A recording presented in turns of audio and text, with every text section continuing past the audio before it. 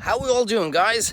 I have a load of old TV shows that we used to do on Irish TV saved on my Skybox that I'm about to lose because I'm upgrading the Sky. So the only way I can keep them is to record them from the TV and put them straight up onto YouTube. The quality is crap. The sound is crap. The lighting is crap. I talk in the third person all the time. But I tell you what, if you just keep an eye on what I'm actually doing, they're still amazing recipes and you'll learn a lot on how to cook. So sit back, relax and enjoy, because they're going to be gone and gone forever, because unfortunately the channel went, well, basically tits up. So here we are, guys, couple of different recipes.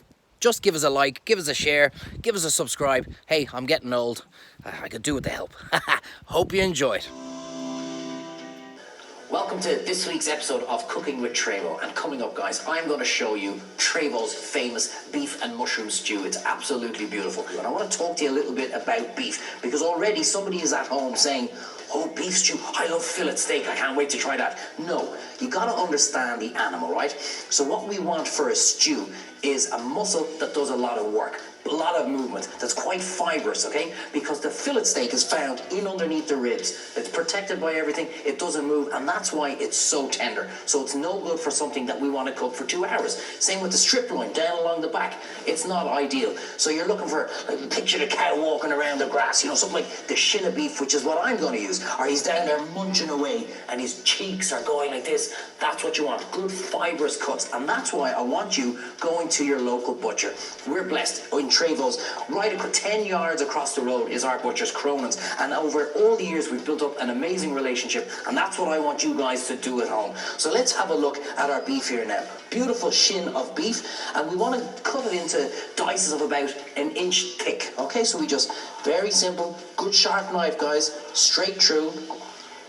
And I've got here about 2 pounds of beef, and that's going to feed 6 adults easily. So let's get a good inch of it like that, and we're just going to pop it into our bowl. Now, when you're doing a stew, you always want to seal off the meat first, because that keeps all the flavor and all the juice inside, and that's so important when making the stew. Good cast iron pot and a little bit of oil, and we're going to repeat this process a few times. So let's talk about our beef here again. We've got it in, and you're going to put in about a tablespoon of just ordinary plain flour, and this helps seals in the beef, but it also thickens up our stew for later on. So about a tablespoon. And now we're going to add in a little bit of our flavoring, right? So I got a lovely smoked paprika, beautiful, it gives a lovely rich color on it as well. And I'm also going to put in some dried rosemary. Treyvaud, would you not want to put in like a little bit of fresh parsley or something like that? Because I love fresh parsley. No, think about it. This is going to be cooking for about 1.5 to 2 hours. And the more you do that to fresh herbs, they actually become quite bitter. So keep the fresh herbs out at this stage. And remember, Treyvaud always tells you guys, seasoning, flavoring. And now we're going to go in with our seasoning. Good seasoning makes good cooking. Remember that. So we want to put in a good pinch of rock salt and plenty of cracks of the pepper. So a good few grinds of the pepper mill. I can hear my oil is beginning to sizzle. So we just roll your hands in the beef around like that. You just want to coat it. And don't pick up the bowl and throw the whole thing in, because you don't want to overpack the bowl. If you do that, it starts to basically poach. All the juice is going to start coming out. You want to seal it red hot. So we do it in dribs and drabs. You guys be careful when you put them in, and just spread it around. And just be careful when you're doing it, lads, that the oil doesn't splash up on you. Now, beautiful. So let's talk about the veg that we're going to put in. Again, it's cooking for 1.5 to 2 hours, so you want veg that can take that. So we're thinking root vegetables. So what I'm going to use is just, obviously, a good old carrot, and just peel it down. Yeah, so we peel our carrot, and again, we're going to cut the carrot and the turnips a similar size to the beef, just a little bit smaller. So we've got a nice dice.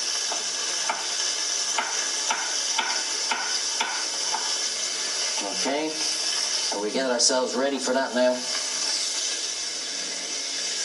And now we just pick up our tongs and give it a turn over. You can see we're getting a nice little crust, and that's the difference. And look guys, all that's in there is oil. There's no juice coming out of that beef yet, because we're sealing it off, we're not poaching it. Now, absolutely perfect. So here's what we do. Take it out, put it back onto your tray here. Lovely. And remember, what we're seeing at the bottom of the pan, that's all gonna add to the flavor. So now we've got half of it in, let's just throw the other half in there. Beautiful.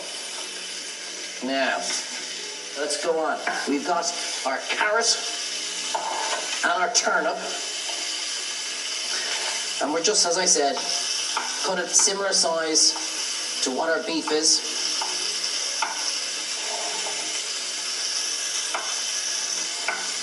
And that's going to be ready to go in too. Now, let's have a look at what else we're going to put in.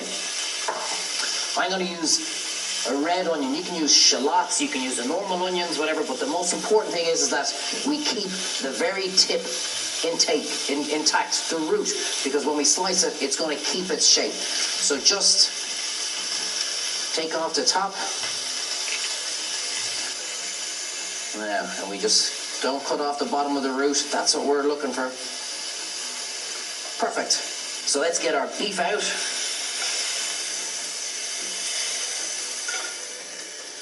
Lovely.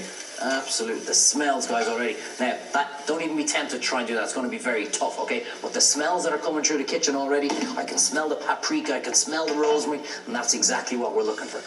So let's just get another little glug of oil in there. And this is where the stew starts to take shape. So let's get our carrots and our turnip in there now.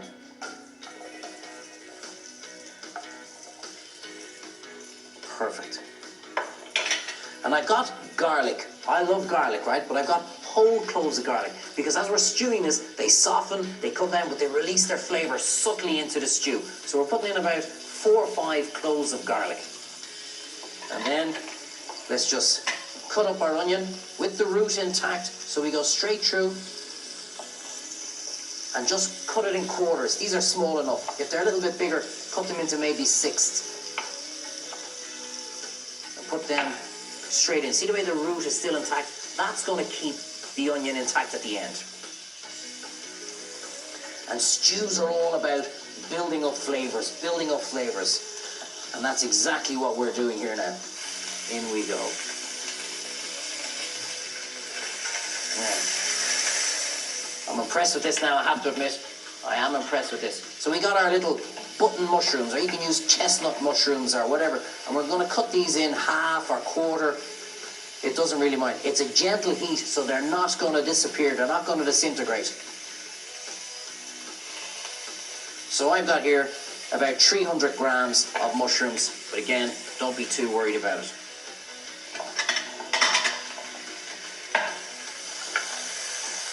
Beautiful. Absolutely beautiful. Now don't forget, guys, we seasoned our beef, but we haven't seasoned our veg yet. So it's at this point, we just put in a nice sprinkle of rock salt and a couple of twists of pepper. And I don't need to flavour anything, because we're caramelizing the natural flavour of the sugars coming out. That's our flavouring for the veg. Beautiful. Now, last but not least, we're going to put in 1 big dollop of tomato puree, and that's nice and rich, real strong concentrated flavour of tomato, but it also is going to help thicken our stew. And at this point, I'm going to teach you another culinary term that's called deglazing. All the bits that are at the bottom of that pot, the kind of crusty, crispy bits, well, we want them back out into the stew. So I want you for this to use what I have, red wine. I love it. But use a full-bodied red wine. Not too fruity, not too light. A good, dark, rich red wine. That's exactly what we're looking for. You see how dark that is? And that's going to make such a difference. So So how much did I put in there measurement-wise? Because people are always so worried about, I need a recipe, I need a recipe. No, you don't. Use your brain. God was a genius. That's why he gave us one, okay? So we're just going to put it about an inch less than how far the food comes up, okay? And that's all going to evaporate and emulsify and put it, oh, it's just going to be beautiful. Let's get our beef back in there. And all the juices that have come out, they're all going back in as well. And the whole, see the way stews, they're like us. Everything is calmed down now. There's nothing sizzling because we're nearly there. Relax, guys. The hard work is done and it only took us a few minutes. Look at this. Look at this. This is going to be so good. And say goodbye. That is 2 more things. 1 beef stock cube, nearly forgot that. If you had it done like that now, like me, and you realise when you're clearing it, oh, I forgot to put my stock cube in. Just go get the pot and throw the stock cube in. We are human. And a tin of chopped tomatoes. That's all. Can you believe, guys? We're ready to go into the oven. 180 degrees. We're going to slowly braise it for about an hour and a half, 2 hours. Mix all that up. Everything's going to get, they're going to have a great chat in that oven saying, hi, how you doing? I'm the beef, I'm the mushrooms. They're going to get to know each other. The flavour's going to come out. There's going to be a couple of guys kissing in there, but that's all part of it for the perfect stew. Let's put it into the yaga, guys, and clean down.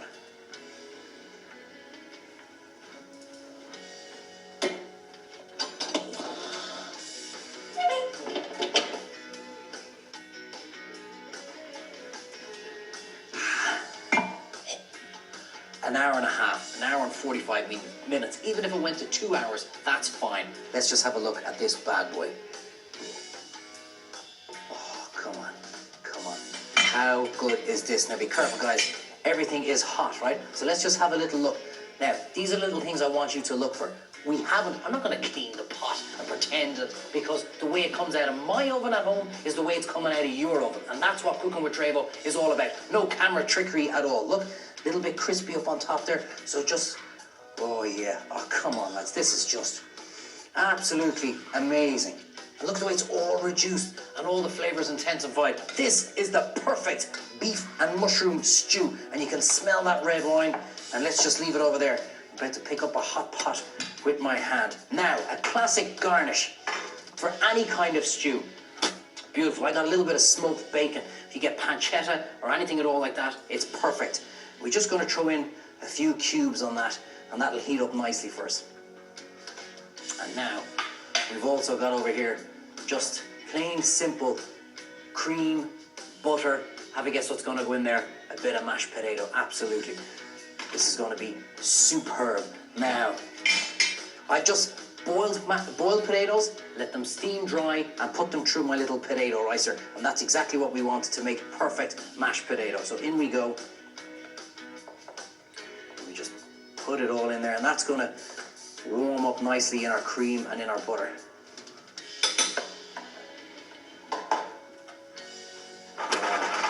Sizzle that up now nicely. You can hear it. Listen, I told you, food does talk to you. I like this, Treyvaud. We're getting nice and hot. So we're going to put in a little pinch of salt. Beautiful. And a little grind of pepper. And here's where Treyvaud's telling you about understanding food, understanding flavour, how things go together. You might like to put a little bit of nutmeg in with the potato, but there's so much we can do with it. Nutmeg and beef, does that go? Nah, I don't know. Not too sure about that. But horseradish goes beautifully with beef. Think of Sunday roast, beautiful piece of rib of beef and horseradish sauce. So let's pimp up our mash a little bit by putting in a bit of horseradish into that, and it's just going to give it that extra little bit of a kick. Beautiful. Note, guys, good pan. I didn't have any oil in there, look, because the bacon has got a lot of its own natural fatness. So stir in our mash, and we're minutes away from one of the most spectacular beef and mushroom stews you'll have ever tasted. Trust me. Oh yes. Mash good. Turn off heat. Ooh, come on. What are we looking for? Again, classic. That goes into our garnish. We're just going to throw in a couple of mushrooms. they're going to soften down, the moisture's going to come out, a little bit of fresh parsley, and a couple of these little bad boys. And I know you're saying, Treyvaud, I don't like them, but trust me, all these ingredients go perfectly together. That's why I'm putting them in. Few baby pickled onions, you can get them anywhere. And in we go. And we're nearly there. We are nearly there. Oh, yes. Wait for those mushrooms to soften, and now we can start plating up our stew. Beautiful little bowl. So we're just going to spoon in lashings of this stew. In we go. The carrots are lovely and soft. The onions, beautiful, held their shape together. Get plenty of that beef in there. Oh, come on, baby, come on, baby. This is what it's all about. Look at that. Oh, the smell. The smell is amazing. And now we're softening down nicely. Little knob of butter, just to finish all that off. Oh. Do you know what? That's my dinner. Beautiful. Oh, come on, Treyvaud. Now, we've got our little mashed potato, guys. Look at that, lump-free. And we're just going to get a little spoon and a dollop right on top. Oh, yeah. It looks good, doesn't it? And finish it all off with a little spoon of our bacon, our mushrooms, our onions, our butter, our parsley. Didn't have to season that at all, guys, because the bacon is lovely and salty. And we just push that on top. Oh, come on. Make sure you get a little bit of that melted butter. That's what it's all about. And you're wondering, Treyvaud, why don't you ever taste anything? This is Cooking with Treyvaud. I'm hardly going to taste that and say, oh, Jesus, that's rotten. I know it's amazing. I made it. And when you make it at home, you're going to be saying the exact same thing. That, guys, is how you create the most amazing beef and mushroom stew with red wine, horseradish mash. Wait till you see what's coming up after the break. See you in a few minutes.